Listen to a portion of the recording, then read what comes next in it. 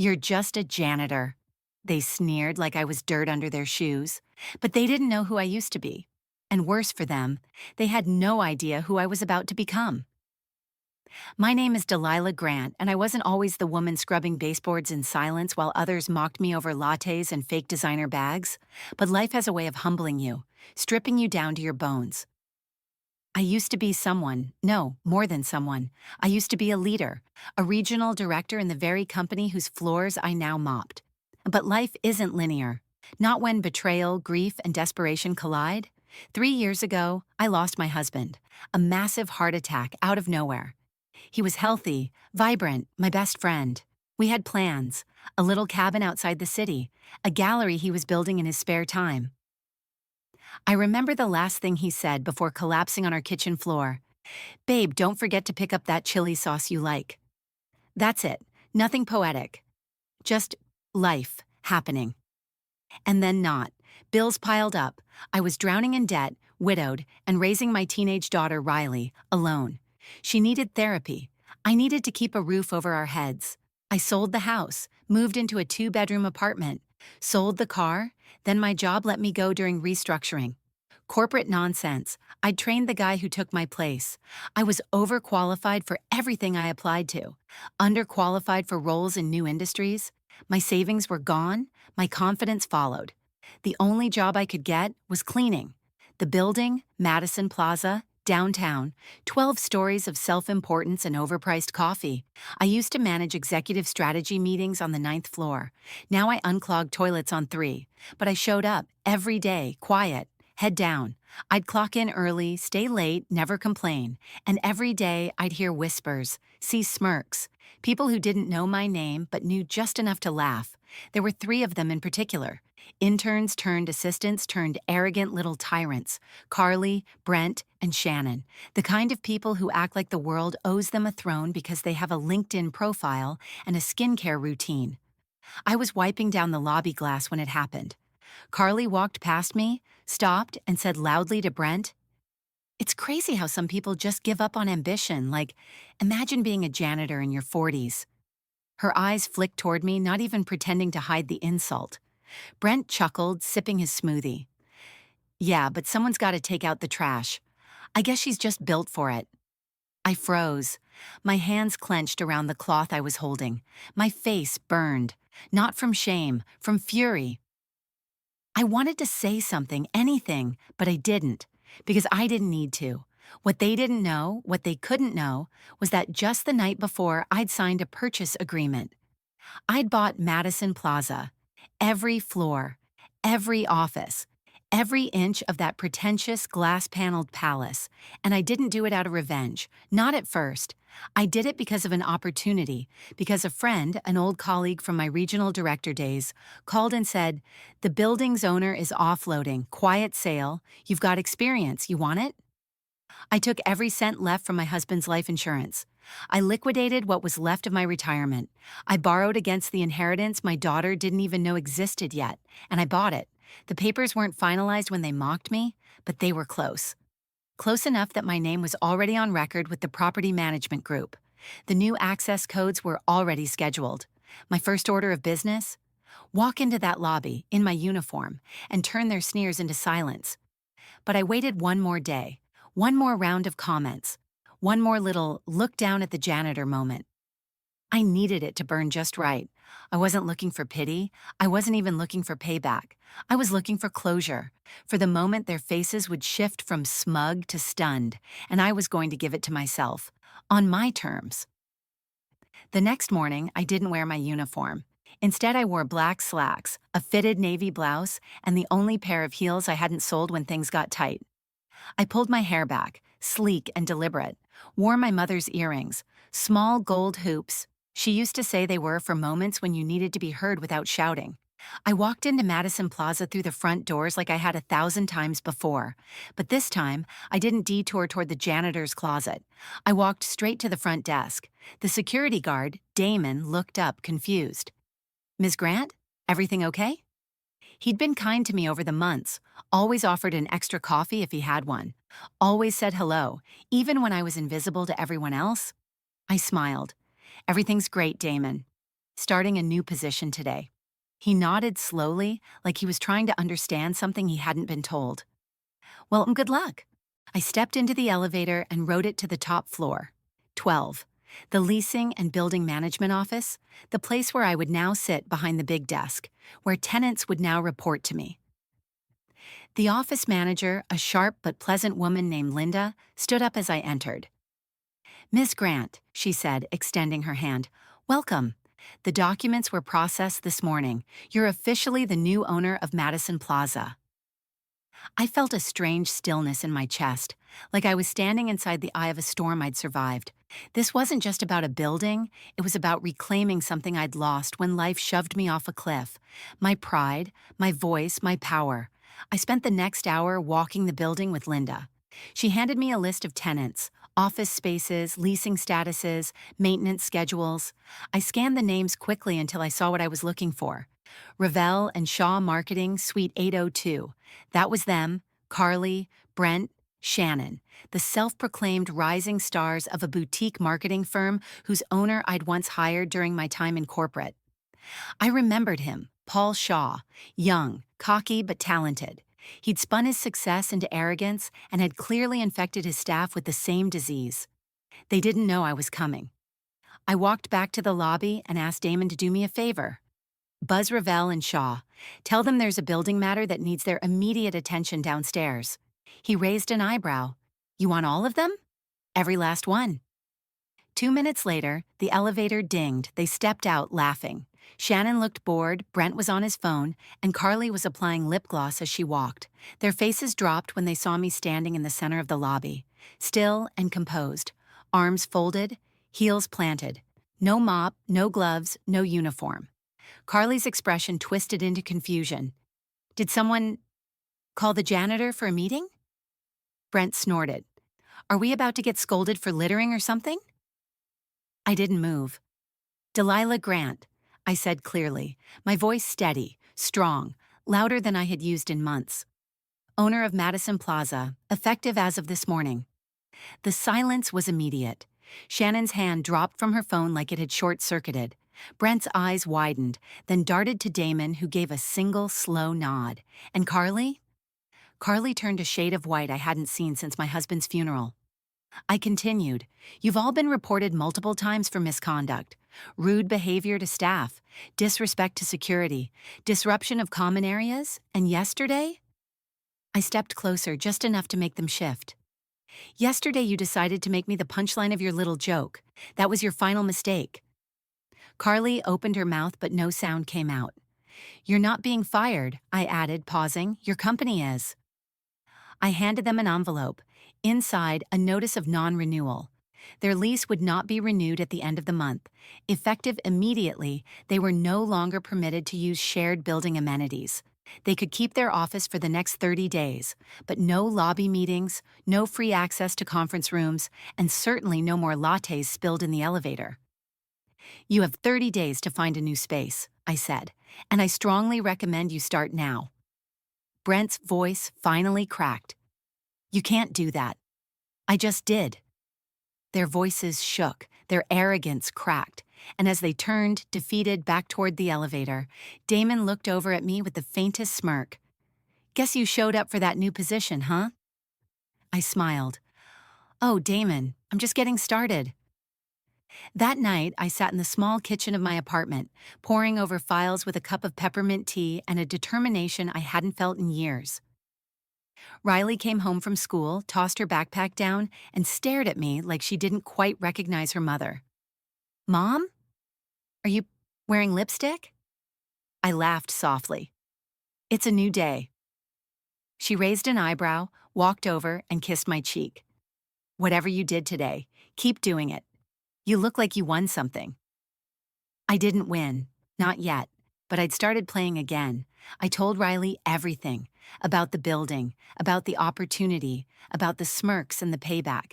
And for the first time in a very long time, I saw awe in my daughter's eyes. Not pity, not worry, but admiration. You're like a boss in a movie, she said. I smiled, but deep down, I knew the real work was only just beginning. The next few days were a blur. I moved into my office on the 12th floor, an open space with wide windows, white walls, and a view that stretched over half the city. I didn't hire a flashy assistant. I didn't redecorate in chrome and velvet. I kept it simple, functional, focused. But I made changes. I restructured janitorial scheduling to avoid double shifts. I gave every maintenance staff member access to break rooms previously reserved for executive staff. I posted signs reminding tenants that disrespect toward any employee, regardless of role, would result in immediate lease violation notices. I didn't want applause. I wanted standards. That's when the stories started trickling in. Damon told me one of the older janitors, Miguel, nearly cried when he realized he didn't have to use the back stairwell anymore. I met Sandra, a woman who'd been cleaning the top floors for 6 years and had never once been offered a cup of coffee or even a thank you. I gave her a raise. It wasn't grand, but it was the first time anyone acknowledged her work. There was pushback, of course. Paul Shaw, the CEO of Ravel and Shaw, came to see me, red-faced, overconfident, trying to intimidate me with corporate lingo and passive-aggressive charm. "Delilah, come on," he said, folding his arms and flashing a polished smile. "Surely we can work something out. My team's young, they joke around. You've been in corporate, you know how it is." I leaned back in my chair. "Yes, Paul, I know exactly how it is. I know what it's like to be undermined, ignored, dismissed. And I also know what it's like to carry a company on your back while men like you take the credit." He blinked. "This isn't personal," I continued. "It's policy. You're responsible for your team, and they created a hostile environment for the people who keep this building running. You don't get a second chance at that." He smirked, but his jaw was tight. "You think you can run this place better than me?" "I already am." He stood. "You've made a powerful enemy, Delilah." I didn't flinch. "You're not powerful here. You're a tenant for 28 more days." He left without another word, and I sat back, my heart racing, but not with fear, with fire. Because I remembered what it felt like to walk through those halls feeling invisible, to be treated like a shadow of who you used to be. And now I was becoming someone even stronger than the woman I used to be. But not everyone shared my vision. Later that week, Carly returned to the building alone. She approached Damon at the desk, asking to speak with me. He buzzed up. I let her come. She walked in, clutching her phone, eyes avoiding mine. "I just wanted to say—" She paused, twisting her fingers. "I didn't know it was you. I didn't mean to—" "Didn't mean to what?" I asked calmly.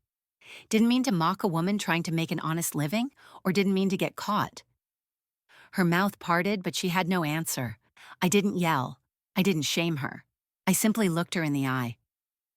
"You may not remember who people are," I said, "but people always remember how you made them feel. This building will reflect the opposite of what you brought into it." She nodded slowly, tears forming, but I wasn't moved. Growth begins with consequences, and hers had just begun. When she left, I turned toward the window. The city shimmered beneath the setting sun, and for the first time in what felt like forever, I realized I wasn't broken. I was rebuilding from the ground up, stronger, smarter, unshakable. A week after I formally took over Madison Plaza, something unexpected happened. Riley came into my room one evening holding a crumpled piece of notebook paper. "We had to write an essay about someone we admire," she said, cheeks a little pink. "I didn't want to tell you, but I wrote about you." She handed me the paper and walked out before I could say anything. I unfolded it. "My mom used to be in charge of big things. Then life fell apart. She scrubbed floors and took care of people who didn't care back, but she never stopped showing up. One day she bought the building where they laughed at her. Now she's in charge again. She's strong, even when she's sad. She's the person I want to grow up to be." I read it 3 times, and then I cried. Not because I felt proud, but because I realized something I'd almost forgotten. I hadn't just been surviving these past few years, I'd been fighting. Fighting for her, fighting for me. And I was finally starting to win. The next morning, I met with the heads of every department, legal, maintenance, leasing, HR, and laid out my vision for what this building would be. A place where people could work without stepping on someone else's back. a place where janitors weren't treated like shadows, where kindness wasn't a memo but a standard. Some looked skeptical. A few asked questions with raised eyebrows, like they were waiting for the real boss to come in behind me. But I held my ground, and slowly they started to lean in. Not because I barked orders, but because I knew this place. I knew every corner of it. I'd cleaned it, cried in it, been laughed at in it. No one understood this building like I did. By Friday, we launched the first policy changes: monthly appreciation bonuses for custodial and maintenance teams, accessible grievance reporting lines for all staff regardless of title, and strict penalties for verbal abuse or public disrespect. One of the younger legal clerks, a woman named Grace, caught me in the elevator and said, "I just wanted to say thank you. My dad's a janitor. I've seen what people say when they think no one's listening." She hesitated before stepping off. "You're making people like him feel seen." That stuck with me, because that's what I'd lost in those years of cleaning other people's messes, being seen. And now, not only was I being seen again, I was making space for others to be, too. But not everyone was happy. Carly's father, it turned out, was a silent investor in a company leasing 2 full floors of office space. He called me personally, demanded a meeting. He sat across from me in a pinstripe suit, radiating entitlement. "My daughter tells me you embarrassed her," he began. "I don't appreciate that." I didn't blink. "She embarrassed herself." He narrowed his eyes. "Do you know who I am?" I tilted my head. "Do you know who I am?" That stopped him. I smiled slightly. "This isn't about your daughter's ego. It's about the environment she helped create. And I don't run buildings where good people feel small, so mediocre ones can feel powerful." "You've made enemies," he warned. "No," I said. "I've made changes." And I stood up. The meeting was over. I didn't know then how far that ripple would travel, but I started seeing signs. Employees who had been quiet began speaking up. One young woman emailed me anonymously to say she finally felt safe coming to work. A receptionist who had barely made eye contact with me in the past week brought me coffee with a sticky note that said, "You're making it better. Thank you."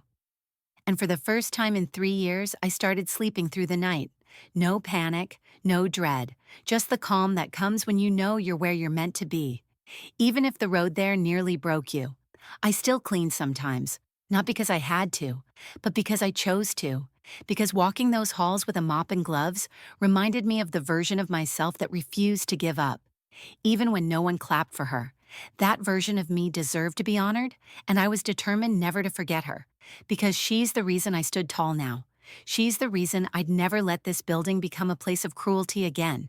And she's the reason that next week when the tenant meeting happened and I stood in front of every business leasing space in Madison Plaza, I would do it not just as the owner, but as the proof that no job defines your worth. Character does.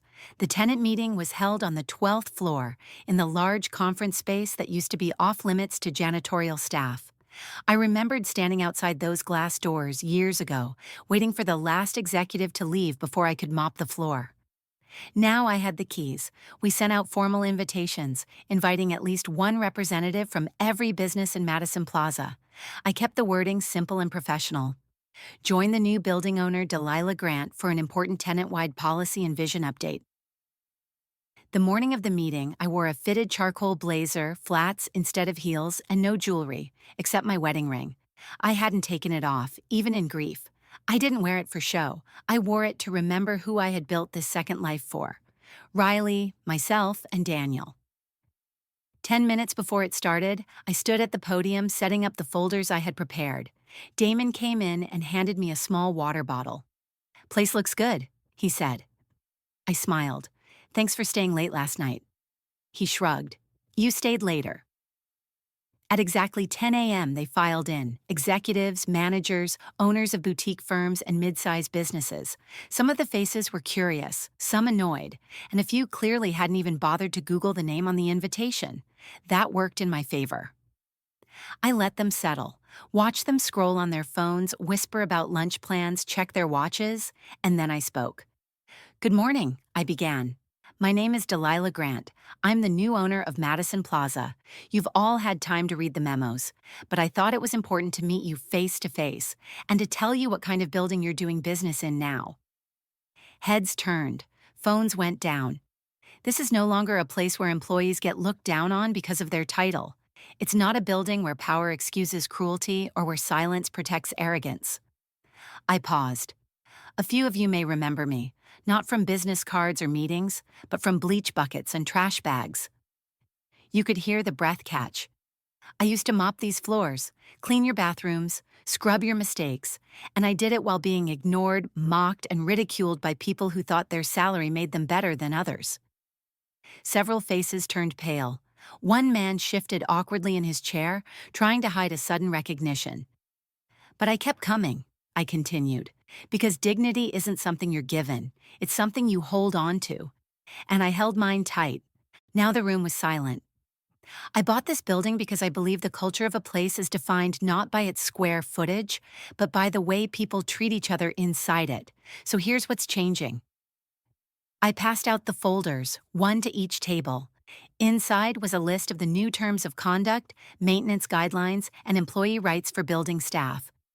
Disrespectful behavior toward cleaning crews, security personnel, or front desk staff will now be considered a lease violation. It will be documented.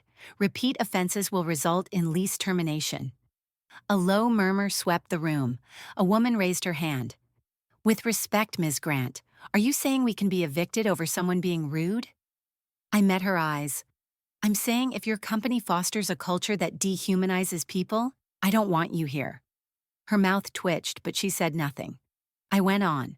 We're implementing anonymous reporting systems.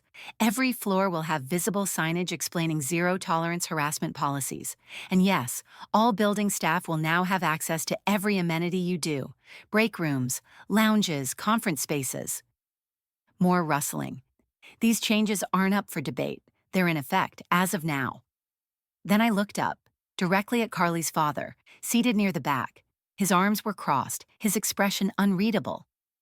I understand some of you might feel this is extreme, I said. I get it. You're used to power looking a certain way, sounding a certain way. I took a breath, then delivered the line I had written and rewritten a dozen times. But maybe it's time power looked like the woman who used to clean your office and now owns the keys to your future lease. The air in the room shifted. Not everyone clapped. That wasn't the point. But no one laughed. No one sneered. No one looked at me like I was beneath them. When the meeting ended, a few people lingered. One man came up, an accountant from the 4th floor, and quietly said, "My dad was a janitor too." He passed last year. Thank you for doing this. Another tenant offered to sponsor coffee for all the cleaning crew for the next month. Small things, but meaningful. After the room cleared out, Damon walked in, leaning on the doorframe. "You did it," he said. "They heard you." I smiled. They had to. I should have known the pushback wouldn't end with polite silence. 3 days after the tenant meeting, I received a notice from the law firm representing Shaw and Associates, Paul Shaw's firm. The letter was dressed up in legal language, but the message was clear. They were contesting the policy changes, claiming unlawful interference and discriminatory enforcement of building regulations. I'd seen it before, a power play. Legal threats meant to intimidate me into folding, meant to remind me that while I may own the building, they still thought they ruled the people in it. I didn't flinch. Instead, I picked up the phone and called my former mentor, Monica Lynn, the woman who'd first hired me over a decade ago and taught me how to navigate boardrooms full of men who mistook politeness for weakness. She listened to the situation, then said in her usual crisp tone, "Forward me the letter. I'll have my firm respond pro bono." Monica, No, you're not alone in this. Let me do what women did for me when I was the only person of color in a room full of Harvard grads. Send it. I sent it. The next morning, Paul Shaw was in the lobby again, his face tight, barely contained fury simmering under his businessman mask. "You think you're untouchable now because you own a building?" he said, voice low, clipped. "No," I replied calmly. "I think I'm untouchable because I remember every time someone like you underestimated someone like me." He leaned in. "You don't know how this works, Delilah. We are the tenants that make this place money. You start pushing people like us out, and this building will be worthless." I didn't raise my voice. Didn't even blink. You were never the ones that gave this place its value, I said. The people who show up before you get here and clean up after you leave? They did. And I'm making sure they stay, even if you don't. He scoffed. We'll see how long you last once the real clients pull out. And he turned, storming toward the elevators. The next few days were tense. Rumors flew that several clients were considering relocation. Some employees who had always smiled in passing suddenly stopped making eye contact. There was tension in the air, like everyone was waiting to see who'd blink first, me or the big money.